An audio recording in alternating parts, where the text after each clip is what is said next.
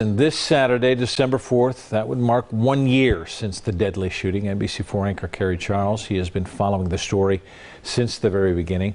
Been very close with the family. He joins us now to take a look at this case as it comes to fruition, at least the next step of it. Yeah, that's right. And the family knows they have a long way to go for sure. Today marks 363 days since Jason Meade shot and killed Casey Goodson Jr.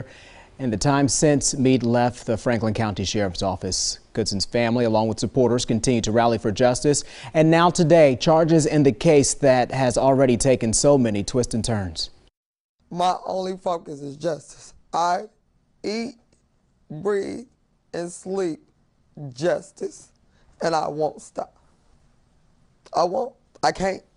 NBC4 spoke with Tamala Payne 5 days after then Franklin County Sheriff's Deputy Jason Meade shot and killed her son, Casey Goodson Jr. The shooting happened December 4th, 2020 near Ferris Road and Estates Place in North Columbus. That day, investigators told reporters a U.S. Marshals task force went to the area in search of a suspect, not Goodson. However, they said Goodson drove past them and waved a gun. We learned Meade followed Goodson and said the 23-year-old pointed a gun at him.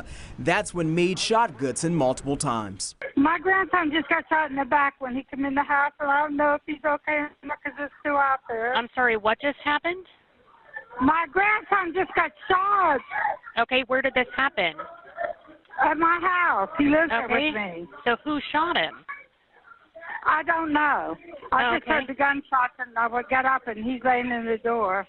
Investigators said they found a gun on Goodson. They would not tell us where they discovered it. Prediction is that it was a justified shooting. However, this deputy will be investigated by the Columbus Police Homicide, Franklin County Internal Affairs, and the Franklin County Prosecutor's Office and grand jury. So he is going to run a gauntlet before he is completely cleared. A week later, Pete Tobin, U.S. Marshal for the Southern District of Ohio, said his comments were premature. Family members told NBC4 Goodson, the oldest of 10 siblings, had just returned from a dental appointment and was walking into the house with these Subway sandwiches for his family. His keys were still in the door when he was shot. Bullets left holes in the screen door. Mark Collins, Meade's attorney, told NBC4 at no time did Deputy Meade mistake a sandwich for a gun. He went on to claim Mr. Goodson pointed his gun at Deputy Meade and said there has been confirmation that our client gave verbal commands for Mr. Goodson to drop the gun. Collins did not share details about that confirmation. Goodson's family still doesn't buy it because he had a concealed carry license. They say he wanted to become a concealed carry weapons instructor and encourage family members and friends interested in owning a gun to be responsible and go through the legal channels. You said the only threat my son was he was a black man. Tell me more about that.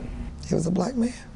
He was a black man in a path of a racist, quote-unquote, so-called deputy who became a target. He was a black man in a path of an angry man that was given a badge and uses his badge to harm black men and now kill. Say his name! Say his name!